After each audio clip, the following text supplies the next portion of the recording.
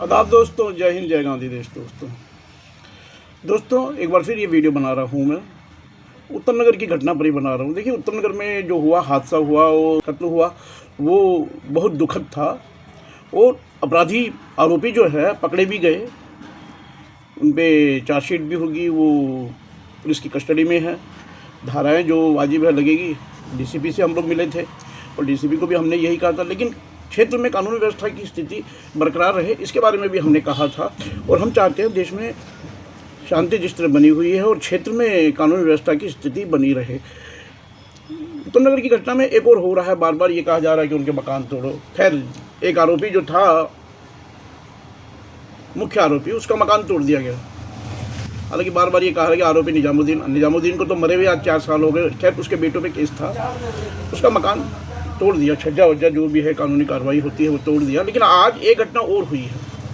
उसके बाद कोर्ट गई, जो पीड़िता जो जिनका मकान तोड़ा वो लोग महिलाएं कोर्ट गई, जो बाकी भी हैं घर से बाहर, उन्होंने बचाने की कोशिश करी और बाकी घरों को तोड़ने की जो एमसीडी की कार्रवाई थी उस पर रोक लगाने की कोर्ट ने 1 हफ्ते का मौका दे दिया। लेकिन आज उसके बावजूद मकानों को नहीं, वहाँ आसपास जो दुकानें हैं, वहाँ आगे जो थड़िया के नाम पर, आगे थड़ियों के नाम पर दुकानों के आगे, वहाँ आसपास जो उत्तम नगर मेट्रो स्टेशन के पीछे जो मार्केट है, उसमें मछली की मार्केट है, गोश्त की मार्केट है, वहाँ होटल्स है, कई लगभग मुसलमानों की दुकानें हैं। वहाँ होगी मेरे ख्याल 60-70 या उससे भी ज़्यादा दुकानें होंगी। तो छोटी छोटी दुकानें हैं, वहाँ बाहर थड़ियाँ लगाते हैं, मच्छी बेचते हैं या काउंटर जैसे रखे हुए हैं वो। अब उसके नाम पर पूरा इलाका कॉर्डन ऑफ कर दिया गया, थाने के सामने का एरिया। और वहाँ भारी पुलिस बंदोबस्त के बीच लोगों को, जो वहाँ के निवासी है, मुसलमान हैं, उनको भी घरों में कैद कर दिया गया और बाहर से बंद करके उनको बाहर नहीं आने दिया। और वो दुकानों पर वहाँ कार्रवाई की जा रही है। आज भी अवैध जो अनधिकृत जो वहाँ बोल के उनको तोड़ा जा रहा है, जो थड़ियाँ हैं, मैंने बताया, रेडियाँ उठाई जा रही है, जो भी है। वैसे भी दुकानें बंद हैं, लेकिन वहाँ कार्रवाई ये है हो रही है। और ये अब बिल्कुल भी सामुदायिक रूप से बिल्कुल चिन्हित करके हो रहा है। मुसलमानों की दुकानों के खिलाफ, मुसलमानों के मकानों के खिलाफ ये एक सोची समझी साजिश, क्योंकि एमसीडी में जो भारतीय जनता पार्टी की सरकार है, लेकिन जिसकी सरकार होगी, क्या वो गुंडागर्दी करेगा क्या?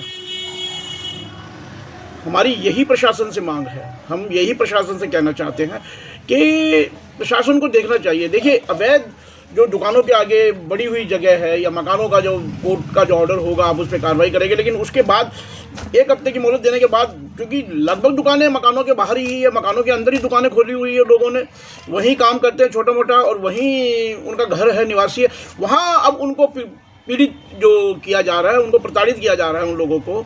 तो ये एक रणनीति के तहत हो रहा है, मैं कहता हूँ। और इसमें बिल्कुल ऊपर से कहीं ना कहीं से एमसीडी को, कहीं ना जो आदेश है, एमसीडी को न्यायपूर्वक काम करना चाहिए। प्रशासन को जो संवैधानिक रूप से जो निर्देश बनते हैं उनके तहत काम करना चाहिए, क्योंकि हमारा देश संविधान से चलता है, किसी एजेंडे से नहीं चलता, न किसी एजेंडे से कभी चला है। और डीसीपी साहब के पास हम गए थे, तब भी डीसीपी साहब ने बिल्कुल इंश्योर किया था हर मामले में।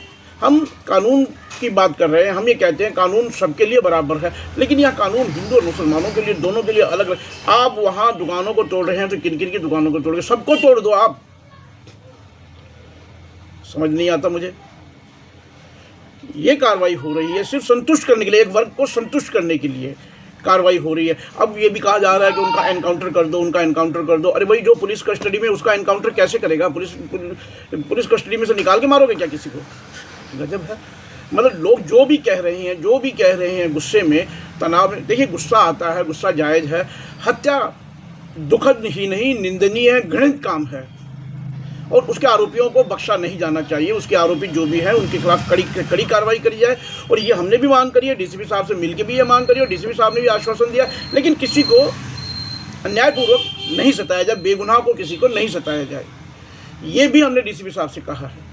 और एरिया का जो क्षेत्र है, इस आसपास का जितना भी एरिया है, उत्तम नगर है या उसके आसपास की कई कॉलोनियाँ हैं जहाँ पे मुस्लिम आबादी भी है, हिंदू आबादी भी है, मिली जुली संस्कृति का जो हमारा ये एरिया है, यहाँ अमन पूर्वक, शांतिपूर्वक सब रहते हैं लगे।